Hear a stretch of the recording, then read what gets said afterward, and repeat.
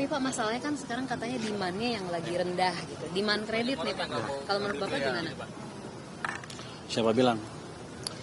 Tahun 2000 Anda ada ekonomi yang bilang begitu kan? Dia mesti belajar lagi ekonomi. Sebelumnya memang. Jadi begini, Seperti apa, Pak?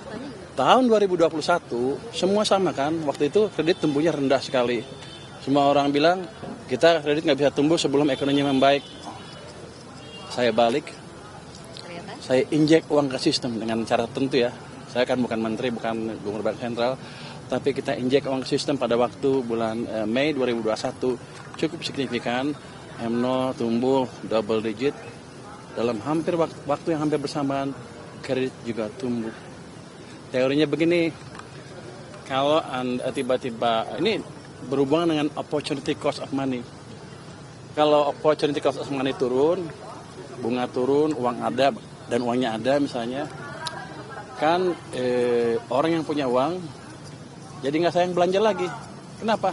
Loh, bunganya lebih kecil dari sebelumnya, gue habisin aja duit saya, kayak gitu. Sementara orang yang perusahaan yang mau ekspansi nggak takut lagi pinjam uang, kenapa? Bunganya lebih dari sebelumnya, ini kesempatan untuk berekspansi. Teorinya seperti di belakang layar, tapi empirisnya sudah kita perlihatkan di tahun 2021. Pada waktu itu kalau Anda rapat KSSK, mereka akan bilang ekonomi nggak bisa, kredit nggak bisa bagus karena ekonominya belum tumbuh. Saya bilang enak amat kerjanya kalau gitu. Regulator ngapain? Jadi kita balik waktu itu dan berhasil. Itu bukti yang nyata. Jadi untuk saya sih terlalu dini untuk merubah undang-undang P2SK. Tapi kalau emang ada nanti masukan, kita lihat bisa perlu dirubah apa enggak. Saya akan pelajari masukan yang masuk, yang sampai ke saya. Nanti kan kita pelajari harus dirubah apa enggak. Tapi pandangan pribadi saya seperti itu. Jangan cepat-cepat ngubah peraturan.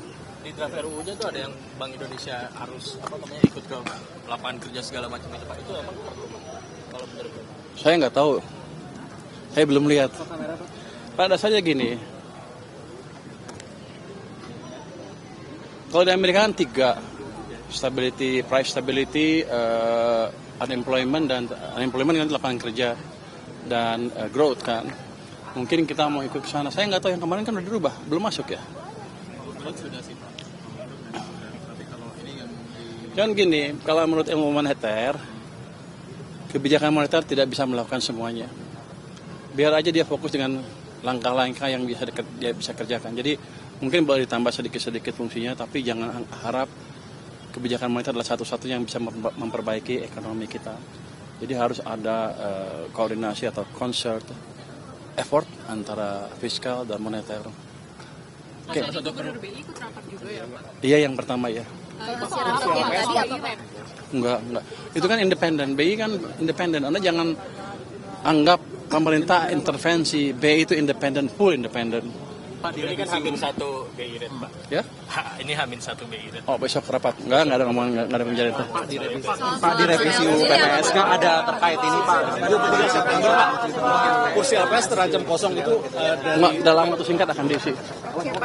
siapa Pak? Nggak tahu. Pas.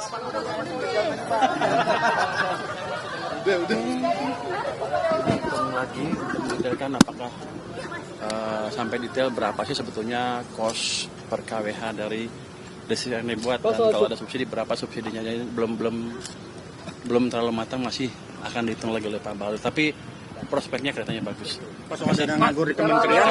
Pak definitif Pak penggantinya Pak. Besok Menteri Keuangan untuk rencana kerja lebih ke DPR Pak jadinya. Sebelumnya kan Bapak kalau nggak salah ketua LPS, nah itu kan lapornya ke Menq Pak ya rencana kerja. Nah itu diubah kan Pak? Kalau diubah, misalnya besok diubah oleh DPR, langsung ke DPR.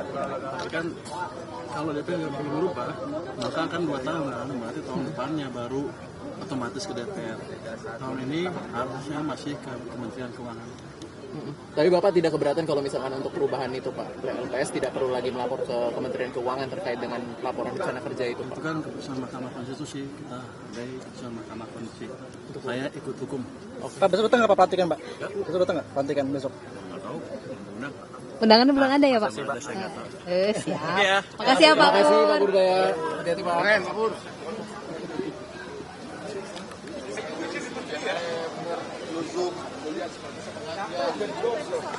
Maju. Bang jangan diconglorin gitu.